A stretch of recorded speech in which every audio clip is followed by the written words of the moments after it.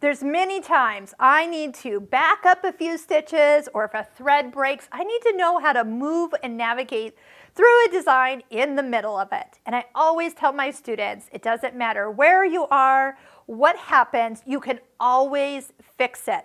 But first, you just can't freak out. So we're working on the Husqvarna Viking Designer Brilliance 80. We've gone ahead and selected a design, and I've actually already stitched it out here. We've selected a design, touched go, and we are looking at the embroidery stitch out screen. So wherever you are within a design, maybe you broke a thread. So why did you break a thread?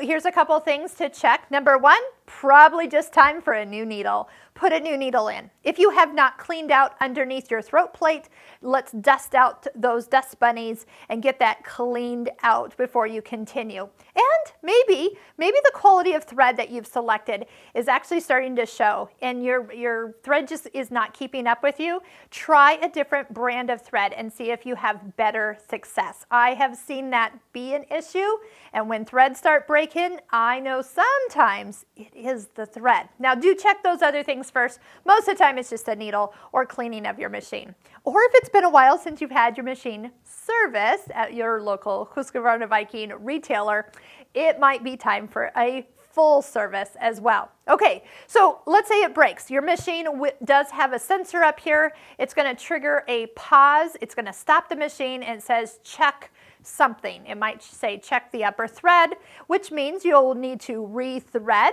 and start again. But if you start right where it stopped, you probably will have a gap from when it actually broke to where it actually stopped when the sensor triggered. So you're going to need to work your way back to that step where it's left off. But we're not going to the exact stitch. We're going to come a few stitches further, even further than you might think you need. It's no problem.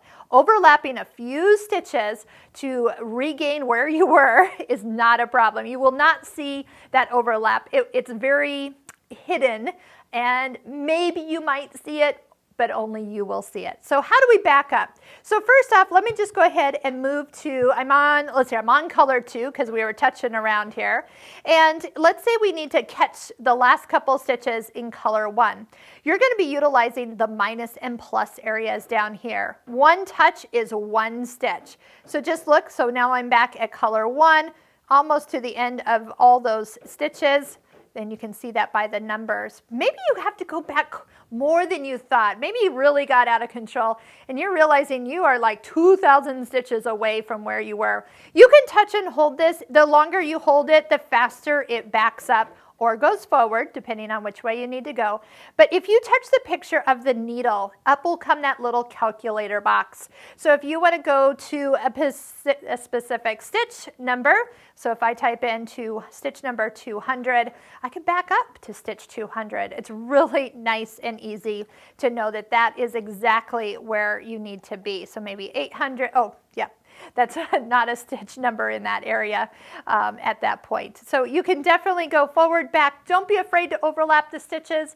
And if something totally goes wrong, like I said, just stop, take a breath, and figure out where the last stitch was.